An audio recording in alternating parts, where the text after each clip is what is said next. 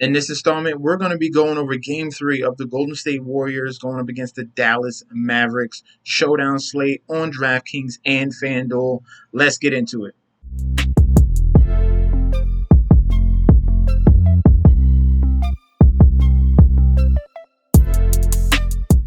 Hey, yo! Welcome back to the channel. It's your boy, Chef D, and I'm here to give you the winning ingredients for your Sunday night slate showdown on DraftKings and FanDuel for this huge Western Conference Finals game between the Golden State Warriors and the Dallas Mavericks. But before I deep dive into that, don't forget to like, comment, and subscribe to the channel. Follow me on Instagram and Twitter at MessageSD. Do not forget about TikTok at Chef_D91 as well. And don't forget about the Patreon, all right? All those links will be down below. And look at what the Patreon did yet again. Okay, we had two simple plays yesterday. You do not have to bet on everything. The simple plays were the Miami Heat point line +6. I thought that was a great value there. They were going to bounce back from that blowout, and I like the over with a lot of people thinking these are two defensive teams. 207.5 is just too low, and they've been going over that mark in each and every game if you paid attention. So we went with those two plays, and those were the bets. So sign up for Patreon so you can get winning plays. Not only bets, it's also DFS advice as well. Okay, all that comes included. Just let me know when you hop in. We will have a discussion in the DM of what you need to be provided. All right, so let's get into this single show game slate we got going on. I apologize. I did miss the Game 3 set. I did miss the Saturday, Sunday. So we're going to restart and go with the Monday, Tuesday for the Game 4s. We just had to break up the Game 3s. I missed up right there. So we're going to clean it up, give you the showdown slate for the Warriors in Dallas right now for Sunday. We're going to talk about the util guys, and then I'm going to switch over to FanDuel and give you the locks of the night, who I think that should be at captain. Obviously, we can use some of these util guys in that captain spot just to save salary and really stack up the lineup. But we're going to give you the util guys first. Okay, so starting off in the util spot, we are going to be looking at Maxi Kleber. Okay, so when you get this series in a must-win situation for the Dallas Mavericks, they are coming home. You saw what they were able to do in Game 2. You saw the defense increase. You saw the three-point shooting increase as well. They let it slip away. Obviously, Golden State Warriors were home, and you saw the tide turn, and they could not stop it. Now, you switch the scenery. Dallas Mavericks at home. This is going to be more allocated to the role players. All right, Maxi Kleber is going to be one of those guys. You saw him play big minutes as well. They are not going to give Dwight Powell minutes, so that's going to be Maxi Kleber. That's going to be Davis Bertans that are going to be getting those big power forward / center minutes to spread out the floor and knock down the three-point ball. He got 33 minutes in Game 2. 1 of 5 shooting from the three-point line. He usually shoots at a better clip, especially at home. Okay, so definitely look for Maxi Kleber, his threes, props, even blocks, because he's been coming up big lately, playing big minutes and getting some key blocks. All right, 3 blocks, got into foul trouble, that's fine. 2 blocks, 1 assist, 1 rebound. We expect that to increase in this game at home. He's going to be one of our top plays in that util spot. If you want to get really creative, I don't think he's worthy of the captain spot. I have someone else or a couple of people else that are going to be better allocated for cheaper options at that captain spot, but definitely Maxi Kleber should be in your util. Okay, let's go on to the next guy. He's just been absolutely consistent. He has the possibility to becoming a captain if you want to get a little bit different in your lineup builds. It's been Andrew Wiggins. All right, he is currently questionable with left ankle soreness, but he is expected to play. So, you know, disregard the Q tag. And in back-to-back games, double digit in the field goal attempts. Okay, 17 in Game 1, 14 in Game 2, being very aggressive. Out of all the guys that are on the floor, he's the guy that's being left alone, either to make a three or be very aggressive and attack Luka Doncic and go to the bucket. All right, so you see 3 of 8 and 3 of 5 from that three-point line, and you see the field goal free throw attempts, as you see 3 of 6. He shot poorly there, only 50%. You want to see that increase, but he's being more aggressive. All right, and he's being utilized down low as well, getting rebounds, helping assist as well. 16, 5, and 5, and 1 block and 1 steal we saw in game 2. 19 points, 3 assists, 5 rebounds, 1 block and 1 steal in game 1. He's been the most consistent Golden State Warrior, okay, on the court, period, bar none, all right? We can go back to this. Well, we'll put him in that util spot. If you want to get a safe floor there, maybe he goes off for a little more. Maybe he gets 20 points. Maybe he gets a double-double, all right? Those things could happen in this type of game environment. They're going to need Andrew Wiggins to stay consistent as well, all right? So I like him at this util spot if you want to get really, really different in your lineup builds and really save some salary. I could see him as a captain option. All right, let's go to our next util spot, and we're going to be looking at Reggie Bullock. All right, this is their number 1 3-point shooter, right, with volume as well. And when you see him at home, he's going to take it to a whole nother level. Okay, he was the most consistent on the road shooting that 3-point ball, 6 of 10 and 3 of 10 in those first 2 games. He's going to continue to shoot at a high clip. The question is he going to be able to knock him down? And usually at home, he shoots at a very good 3-point percentage, all right? 36 minutes and 44 in both of those first 2 games. You don't really got to worry about foul trouble with him. He stays aggressive, but he knows not to foul, right? Not to get himself in trouble. That's fine. 4-on-4, he played plenty of minutes, and he made his opportunity, obviously, very, very granted, knocking down those 3-point balls. 6 of 10. That was a huge clip. 60%. That what we saw in game 2. All right, 21 points, 2 assists, 3 rebounds. He has the ability to do that yet again because he's going to receive double-digit shot attempts. We'll see. Dallas Mavericks were a little more successful in that second half, taking that ball to the bucket. All right, so that's going to be very interesting to see them with the 2-point shots.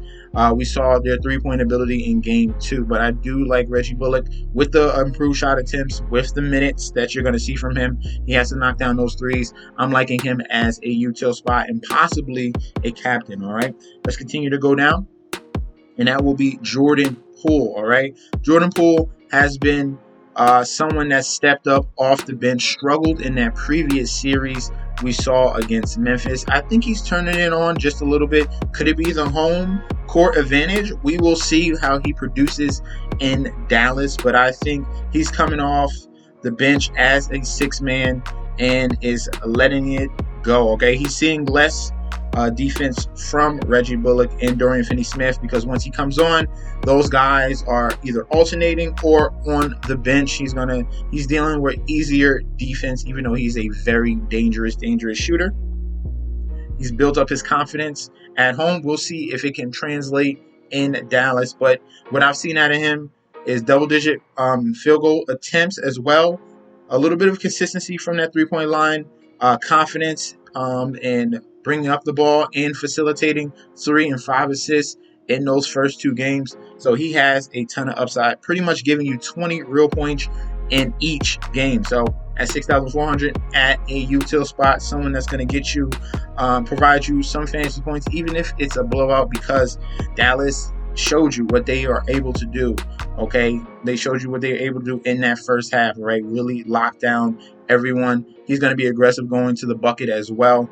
I think him and Andrew Wiggins are the most 2 consistent. Then you got Steph Curry. Clay, we know about Klay Thompson. He usually shows up in game 6, all right? Just when it's game 6, you know we go to Klay Thompson, all right? But right now, I think it's Jordan Poole, it's Andrew Wiggins, and then it's Steph Curry, okay? So I think he'll be a great option as a util spot. Let's continue going on with the Dallas Mavericks side. Remember, they are home, so their role players are going to step up just a little bit, and that's going to be Dorian Finney-Smith at 6,600. This guy here plays great offensively, knocking down those threes, and defensively, 3-and-D type of guy you got in Dorian Finney-Smith. His blow-up game can happen at any moment. If we go back to that Phoenix series, he's had huge games, as you see, 38 minutes, 24 real points, 8 rebounds, right? That is the upside we can see from Dorian Finney-Smith. It's going to come, all right? And it's most likely going to come with the Mavericks at home. So we got a couple scenarios here where he can do that, either in game 3 or game 4. Let's put him in this scenario in game 3. He should be open in that corner. He got more shot attempts in game 2, struggled in game 1. 1 for 3 from the 3-point line, 3 of 6 in game 2. I like to see that aggressiveness there. He applied himself a little bit more with those rebounds. Almost got you a double-double. Chipped in with a block and 2 assists. So we're going with Dorian Finney-Smith as another util option. I'm really heavy on the Dallas Mavericks side in this game 3 because it is a must-win situation. Maybe you can go with a 5-and-1 type of stack, 5 Dallas Mavericks players and 1 Golden State Warrior. Go with the 4-and-2 as well on DraftKings with more Dallas Mavericks than Golden State Warriors.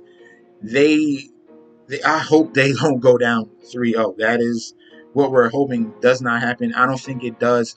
I think they come out firing. We saw what they are capable of in game 2. So Dorian Finney-Smith is going to be our next util option. All right, we have a couple more before we get to those captains and locks of the night and who we should definitely focus on at that captain spot. All right, next guy we're going to look at is Otto Porter. All right, no Kuminga here. Otto Porter is healthy. He's getting the minutes off the bench in back-to-back games. He's been a guy with a very safe floor in game 1 and game 2. Yes, he's a role player, but I think those minutes he's taking at that center position are going to be very, very key. Maybe he'll struggle with his jumper, okay? This is a game on the road here. Otto Porter has been consistent at home. We will see, but Worthy is fine taking a shot on him as one of your bottom layer util guys. Otto Porter with 23 and 24 minutes, shot very well, 5 of 7 and 4 of 4 in those first 2 games. 10 points, 6 rebounds, 1 assist, and then 11.7 rebounds, 4 assists, 1 block, and 1 steal that he chipped in those 2 games. So we're going to go with Otto Porter as our next value play, okay?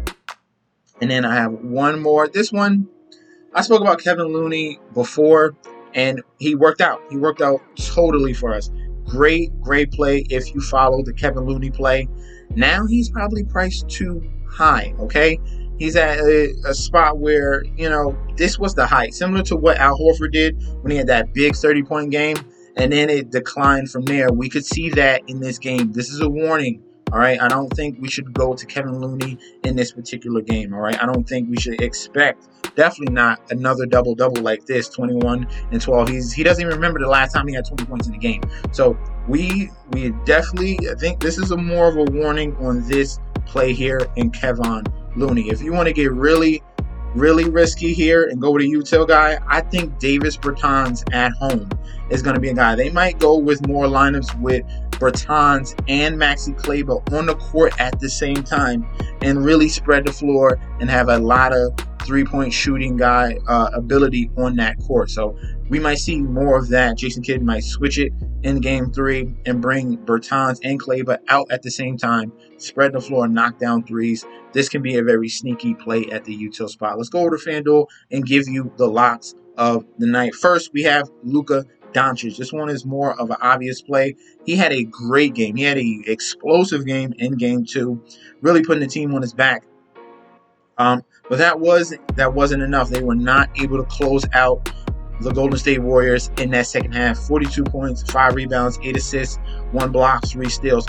I can see a very similar performance from Luka Doncic, very similar to that game 3 against Phoenix where they were down 0-2. We saw him do what he usually does, but not go to that extreme level. So we had 26 points, 13 rebounds, 9 assists. Okay, in that type of performance, we might see that yet again. Luka Doncic still scoring, but facilitating to other guys and getting the cast and crew worked up, all right, getting them more comfortable in this game, and then Luka can bring it home at the end. But we definitely do have to mention him as a captain spot, all right? He can have another big blow-up moment. We'll see how Luka Doncic decides to do this in game 3, but he is going to be one of our top options, all right? Next, at the captain position will be Steph Curry, all right? Steph Curry really poured it on, and he showed up. 32 points, 8 rebounds, 5 assists in that game. Another above 40 fantasy point performance.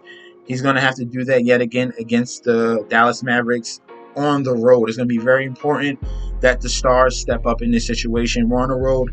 The role players tend to simmer down just a little bit, all right? They usually do not show up on the road, all right? There's going to be more of a star-centric on that road team for the Golden State Warriors. We'll see how Stephen Curry is able to respond. If he has a great game, fine. We're going to reap those benefits at that captain position. So definitely have some lineups with Curry at that captain spot. But our number one captain, all right, this is the engine. If the Dallas Mavericks are going to win, it's either two guys. It's going to be Spencer Dinwiddie, who's another util option as well, or it's going to be Jalen Brunson, or it's just going to be both. Usually when they win, Jalen Brunson tends to go off, all right? He showed up in game 2 with 31 points, 7 rebounds, 5 assists. It is very important that they get Jalen Brunson going and knocking down his little mid-range game, being very aggressive down low, taking either Curry or he's been taking Clay down low, Andrew Wiggins if he gets a switch. It doesn't matter. Jalen Brunson has been taking advantage, even matchups against Kevon Looney one-on-one. He's been very aggressive down low. This is a small guy, but it doesn't matter to him.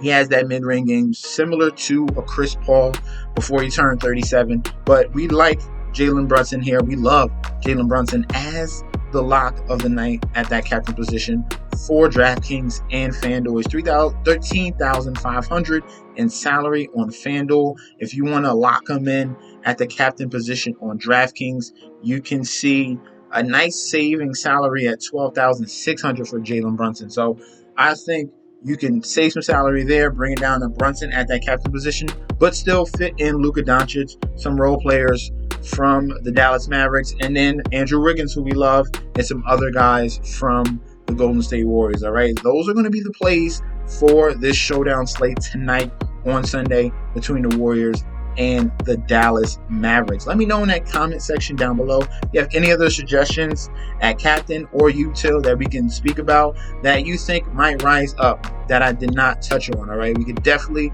let us know down below in that comment section. I appreciate you guys for tuning in. Don't forget to like, comment, and subscribe to the channel. And follow me on Instagram and Twitter at MessNSSD, and I'll be back with another video very soon. Peace out, guys.